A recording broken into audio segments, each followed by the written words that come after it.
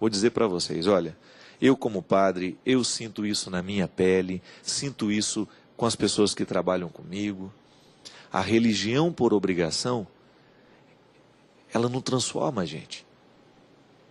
Fazer porque tem que fazer porque chegou a hora. Nem sempre nós conseguimos fazer. Não estou dizendo que a obrigação não é importante. É importante sim, faz parte do nosso processo de maturidade. Saber que nós temos obrigações a cumprir. Mas se a gente não faz uma ponte da obrigação com o crescimento que essa obrigação traz para a nossa vida, nós vamos começar a repetir ritos e gestos inférteis. Nós precisamos descobrir que há sempre alguma coisa que precisa nos fazer crescer. Há sempre um detalhe na restrição que precisa ser observado para que o todo da minha vida seja transformado por aquele detalhe. É um poder interessante isso, né? Você sentir que há um detalhe que vai transformando o todo da vida. É por isso que a quaresma é um tempo forte de jejum, abstinência e oração. Mas não significa que ao longo do ano isso não faça parte da vida cristã. Toda a vida cristã é feita de sacrifício. Aí você vai, nossa, mas que visão dolorista de religião, hein, padre? Não. É porque, na verdade, a psicologia já nos ensinou isso. A vida nos ensina isso o tempo todo. Nenhum ser humano pode ser grande, nenhum ser humano pode ser verdadeiramente grande se ele não passa pelos sacrifícios diariamente. Se ele não vive as restrições de cada dia. E a gente, seria uma ilusão da nossa parte pensar que nós vamos conseguir grandes coisas na vida se a gente não sacrifica para alcançar. Você acha que viver fidelidade, casamento que durou 50 anos, 60 anos, como a gente viu no passado, você acha que as pessoas conseguiam isso de qualquer jeito? Não. Só que tinha um detalhe, a capacidade de resignar-se do ser humano de 20 anos atrás, parecia ser muito maior do que a nossa de hoje. A nossa geração, as nossas gerações agora, eu sou mais velho até, né? As gerações agora, do presente e do futuro, elas não são muito propensas a sacrifícios. Quando você fala de restrição, ixi, meu Deus. Por que cresce tanto hoje a mística dessas religiões que não estão comprometidas com nada? Ah, eu acredito que Deus é uma energia, uma força superior. Religião é bobagem. Ter religião é coisa do passado, não é necessário, eu não estou preso a nenhuma fé. Isso é um discurso bonito que muitas vezes esconde preguiçoso.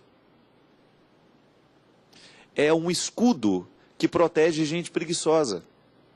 Porque esse Deus, que é energia, né, que todo mundo fala, que muita gente fala hoje, que não compromete com nada, que não compromete com ninguém, isso é coisa de gente preguiçosa.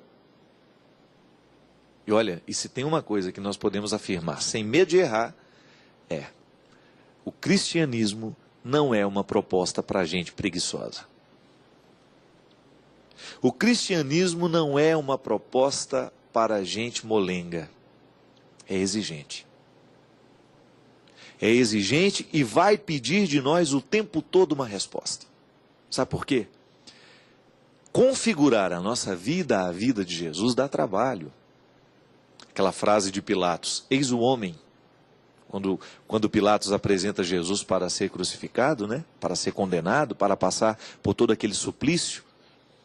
Eis o homem, ali existe uma verdade antropológica, que nós fazemos a leitura agora, né? A teologia faz uma leitura desta frase de Pilatos. Então em Jesus nós temos o modelo de humanidade. E quando a igreja nos propõe a conversão, e a quaresma é um tempo forte de conversão, a igreja está nos propondo isso. Olhem para Jesus, sejam como Ele. É o único caminho seguro de salvação. Olhar para Jesus, descobrir que Ele é o referencial daquilo que nós precisamos ser. A igreja é um caminho para nos ensinar isso, para nos levar isso. A igreja é o sinal desta salvação. É por isso que nós não podemos acreditar numa fé que não nos comprometa com realidades concretas. Acreditar num Deus que não mexe no meu jeito de ser, acreditar num Deus que está só dentro do livro, que é um poema bonito, né? Outro dia eu ouvi o Dunga dizer, e ele tem razão, nós não podemos transformar a profecia em discurso banal. Nós não podemos esquecer a profecia. A poesia é bonita, mas a poesia tem que ser profética. Ela tem que ser lugar da verdade. Ela tem que ser lugar que mexe com o nosso coração. Quando eu escuto uma coisa bonita, aquilo me emociona. Mas esta emoção tem que mobilizar uma ação. É assim que a gente vai se configurando ao Cristo. O que é o sacramento? O sacramento é uma oportunidade que a igreja nos oferece de apressar esta configuração. Quando eu confesso os meus pecados e recebo do Padre a absolvição, em nome do Cristo, eu apresso a minha chegada. Eu apresso a minha aproximação de Jesus.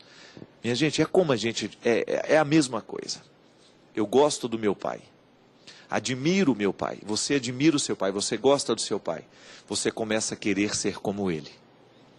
Você presta atenção no jeito como seu pai age. E existem situações que apressam o seu jeito de ser como seu pai é.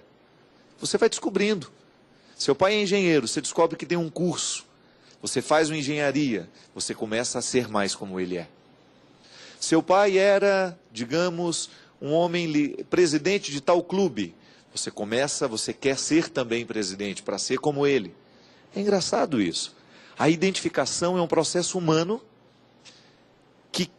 que não tem outro desejo senão apressar o nosso jeito de ser, para a gente ser mais ou menos igual ao outro.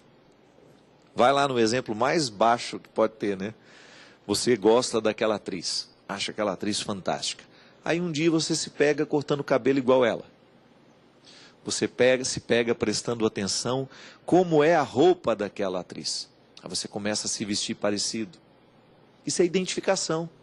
A vida humana ela está o tempo todo ligada ao processo das identificações. Eu me identifico com aquele escritor e de repente começo a escrever dentro de um mesmo estilo. Você não faz igual ele, mas você começa a ter estilo. Por isso que quando você vai analisar um autor, você vai descobrir quais são as influências que ele recebeu para produzir aquela literatura, para chegar àquele resultado de texto. A vida cristã é a mesma coisa. Quando alguém olhar para a nossa vida, as pessoas precisam descobrir alguma coisa de Jesus ali. Porque senão significa que nós ainda não chegamos nem perto dele. É um processo para a vida inteira, não fica desanimado não, viu? Mas é preciso descobrir algumas coisas que apressem esse jeito de ser. Eu preciso apressar todos os dias o meu jeito de ser, para ser parecido com Jesus. Eu não tenho outro referencial. Por mais que eu admire as pessoas, por mais que eu admire os humanos que estão do meu lado, eu quero correr atrás de Jesus, eu quero ter o olhar dele, eu quero ter a simplicidade dele, eu quero ter a capacidade que ele tinha de amar. Eu sou cheio de defeitos.